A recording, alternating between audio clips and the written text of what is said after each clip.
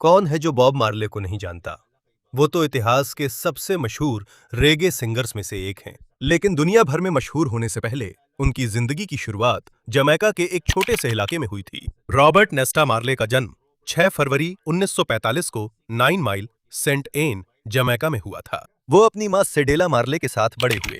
Bob जब छोटे थे तभी से उन्हें फुटबॉल और संगीत का बहुत शौक था। बाद में वे लोग ट्रेंच टाउन चले गए, जो किंगस्टन का एक गरीब इलाका है।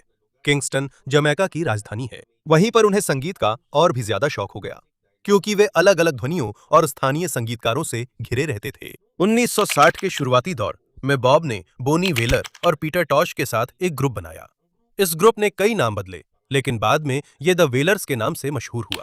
1964 में उनकी गाना सिमर डाउन जमैका में बहुत मशहूर हुआ। ये बॉब मार्ले की म्यूजिक में पहली बड़ी सफलताओं में से एक थी। जैसे जैसे साल बीतते गए, मार्ले का म्यूजिक भी बदलता गया। स्थानीय जमैकाई धुनों से वो रेगे के लिए ज्यादा पहचाने जाने लगे। ये एक म्यूजिक स्टाइल है जिसका जमैका से गहरा संबंध है। उनके कई गाने गरीबी, आजादी, समानता, आस्था और एकता के बारे में हैं।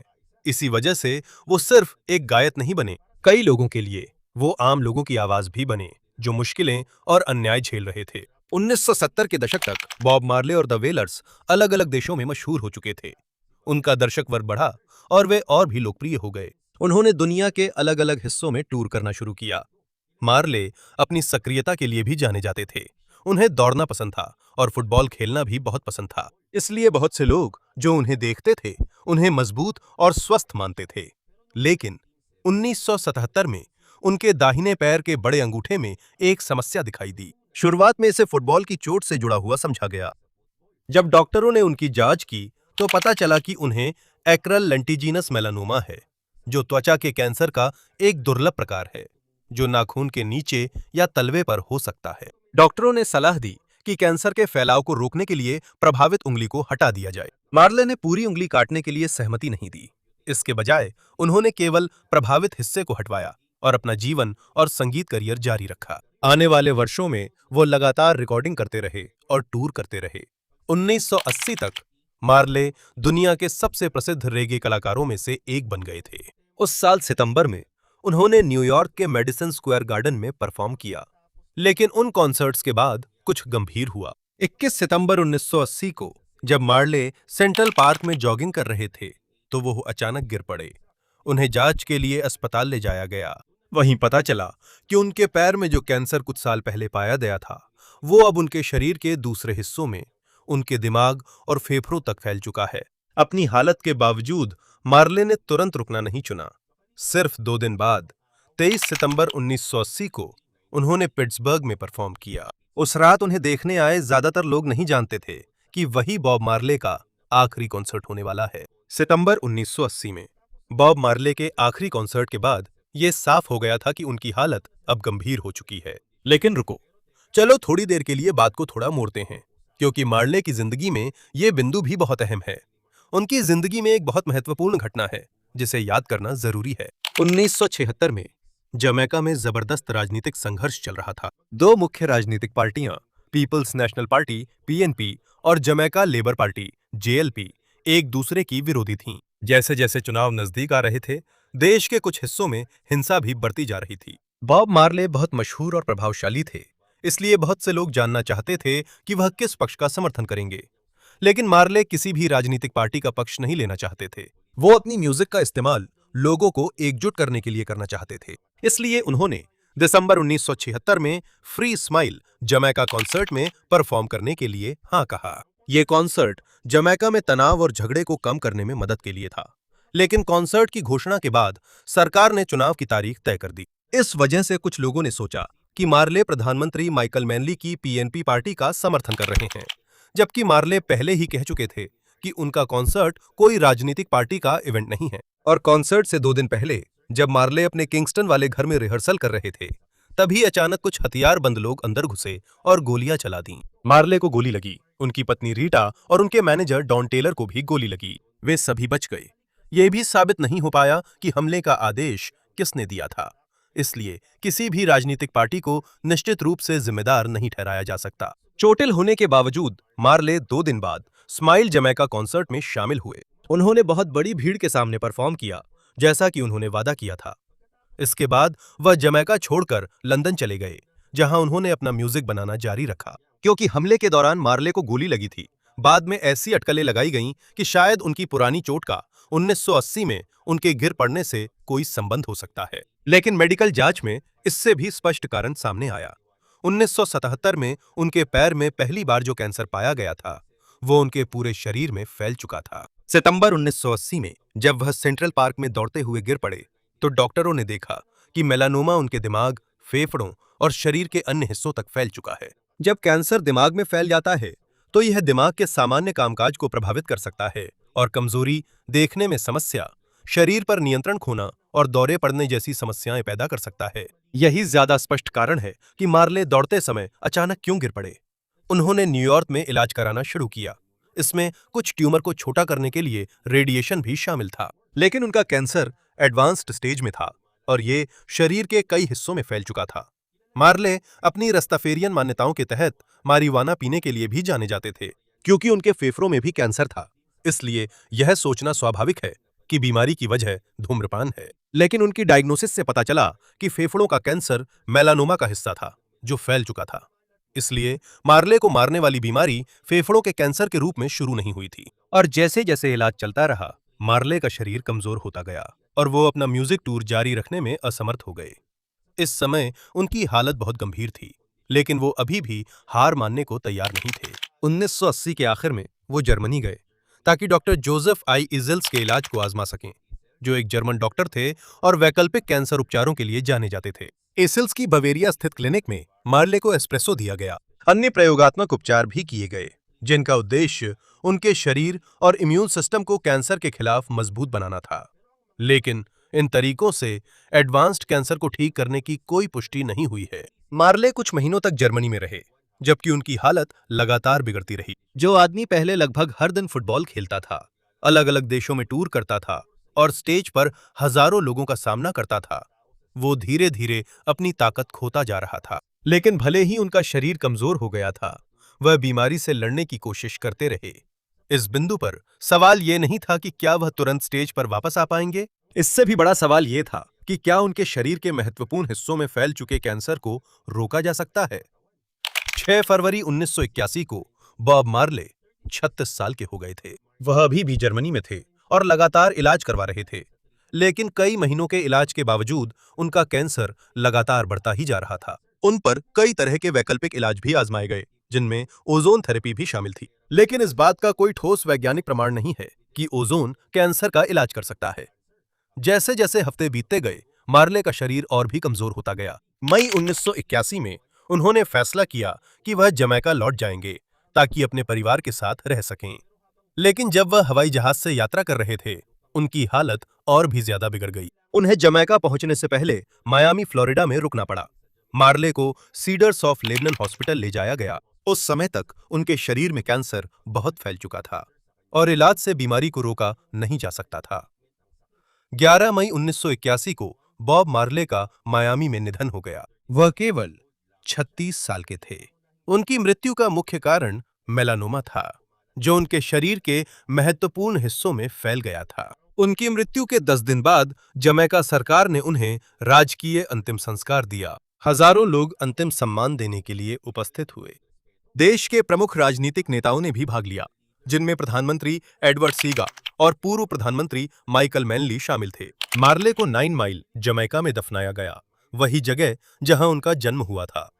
अपनी मृत्यु से पहले जमैका ने उन्हें देश की संस्कृति में उनके महान योगदान के लिए ऑर्डर ऑफ मेरिट से भी सम्मानित किया था। उनकी मृत्यु के बाद उनके कैंसर के असली कारण को लेकर अलग अलग साजिशी सिद्धांत फैलने लगे। सबसे मशहूर कहानियों में से एक ये है कि उन्हें एक ऐसा जूता दिया गया था जिसमें छुपा हुआ कोई चीज थी, जिसने उनके पैर में चुभकर उन्हें कैंसर दे दिया। कहानी के कुछ वर्जन इसे CIA से भी जोड़ते हैं, क्योंकि मार्ले की राजनीतिक प्रभावशाली स्थिति थी। लेकिन इस कहानी का समर्थन करने के लिए कोई ठोस सबूत नहीं है।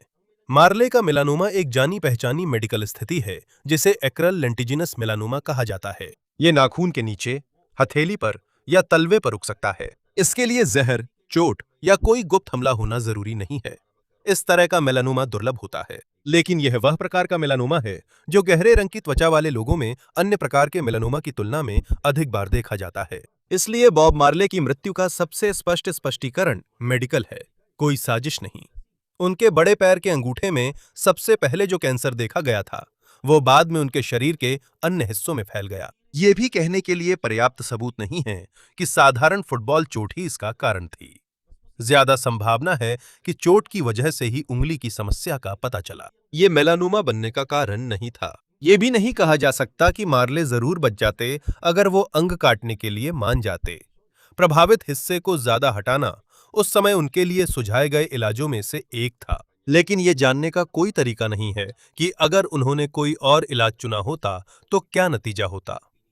अब जब हम बॉब मार्ले के साथ हुई घटनाओं को जानते हैं, आइए अब बात करें कि उनका प्रभाव कितना गहरा था और उनकी गानों ने कैसे कई लोगों की सोच को बदलने में मदद की। क्योंकि बॉब मार्ले सिर्फ एक गायक नहीं थे, उन्होंने संगीत का इस्तेमाल गरीबी, नस्लवाद, आजादी, शांति, एकता और आम लोगों के अधिकारों पर बात करने के लिए किया। और क्योंकि उनका लिखने का तरीका सरल था, संदेश को समझना आसान था, चाहे आपको राजनीति में दिलचस्पी ना भी हो। 1970 के शुरुआती दौर में जमैका में रेगे पहले से ही मशहूर था, लेकिन दूसरे देशों में यह इतना बड़ा नहीं था। 1973 में रिलीज हुआ कैच अ फायर उन एल्बम्स में से एक था जिसने इसे बदलने में मदद की। इस एल्बम ने बॉब मार्ले एंड द वेलर्स को यूरोप और अमेरिका के बड़े दर्शकों से परिचित कराने में मदद की। इस एल्बम के कई गाने आम जमैका वासियों की जिंदगी और उनकी मुश्किलों के बारे में हैं। इसलिए जब दुनिया रेगे को जानने लगी तो वे जमैका के बहुत से लोगों की असली हालत को भी जानने लगे। इसके बाद बर्नीन एल्बम आई। इसमें get up and stand up गाना शामिल था, जिसे मार्ले और पीटर टॉश ने मिलकर बनाया था। गाने का संदेश सीधा है, जब तुम्हारे साथ अन्याय हो तो चुप मत रहो और अपने अधिकारों के लिए लड़ना सीखो। क्योंकि इसका संदेश आसानी से समझ में आता है, यह गाना अलग अलग जगहों पर अधिकारों और अन्याय के खिलाफ लड़ाई का गीत बन गया। एल्बम में आई शॉट द शेरिफ भी शामिल है। गाने की कहानी में एक आदमी कहता है कि उसने अपनी आत्मरक्षा में शेरिफ को मार दिया, लेकिन वो ये मानने से इनकार करता है कि उसने डिप्टी को मारा है। यहाँ पर दिखने वाले विचारों में से एक यह है कि क्या हमेशा अधिकार प्राप्त लोगों की बात ही सही होती है।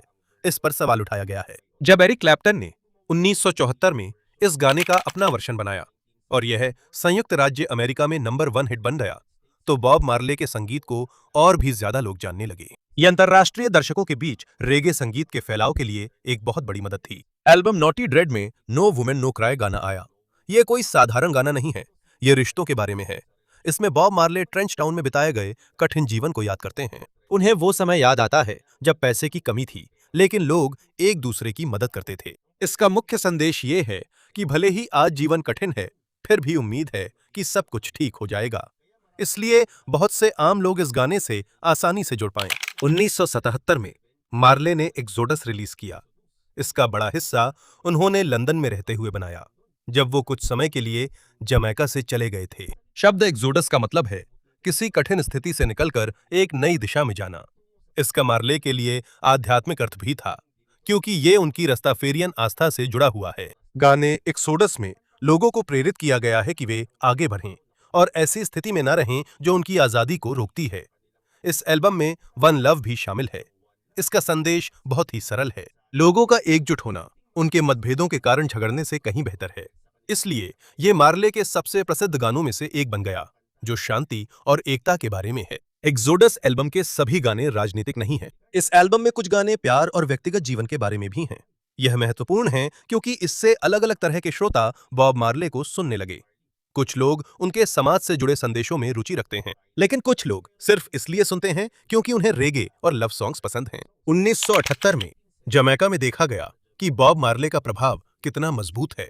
वो वन लव पीस कॉन्सर्ट के लिए वापस आए, जबकि देश में अभी भी गहरा राजनीतिक संघर्ष चल रहा था। कॉन्सर्ट के बीच में उन्होंने मंच पर प्रधानमंत्री माइकल मैनली और विपक्षी नेता एडवर्ड सीगा को बुलाया। मार्ले ने बड़ी भीड़ के सामने उनके हाथ एक साथ मिलाए। इससे जमैका में राजनीतिक हिंसा खत्म नहीं हुई, लेकिन यह शांति का एक मजबूत प्रतीक बन गया। इसने ये भी दिखाया कि भले ही उनके पास कोई सरकारी पद नहीं था, फिर भी वे अपनी लोकप्रियता का इस्तेमाल दो अलग अलग पक्षों तक संदेश पहुंचाने के लिए कर सकते थे। जैसे जैसे उनकी प्रभाव बढ़ती गई, मार्ले अफ्रीका में हो रही घटनाओं में भी ज्यादा दिलचस्पी लेने लगे। 1979 में उन्होंने एल्बम सर्वाइवल रिलीज किया। यह उनके सबसे प्रखर राजनीतिक एल्बमों में से एक था। इसका मुख्य विषय अफ्रीकी एकता, स्वतंत्रता और उपनिवेशवाद व उत्पीड़न से मुक्ति था। एल्बम का कवर भी अफ्रीकी देशों के झंडों से भरा हुआ था। मार्ले के लिए यह जरूरी था कि अफ्रीकी मूल के लोग अपनी इतिहास जानें और उन्हें अपनी पहचान पर गर्व हो। एल्बम के गानों में से एक है अफ्रीका यूनाइट। इसका संदेश सीधा है, अफ्रीकी लोगों और देशों को एकजुट होना चाहिए। मार्ले के लिए आजादी और तरक्की हासिल करना और भी मुश्किल है अगर लोग लगातार बटे रहें। इसमें जिम्बाब्वे भी शामिल है, एक ऐसा गाना जो उस देश की आजादी की लड़ाई का समर्थन करता है जिसे पहले रोडेशिया के नाम से जाना जाता था। जब जिम्बाब्वे अप्रैल 1980 में स्वतंत्र हुआ तो मार्ले और उनके बैंड को आधिकारिक जश्न में परफॉर्म करने के लिए बुलाया गया। ये बहुत बड़ी बात थी क्योंकि उन्होंने जो गाना आजादी के बारे में बनाया था वही गाना उन्होंने उस समय गाया जब देश अपनी स्वतंत्रता का जश्न मना रहा था।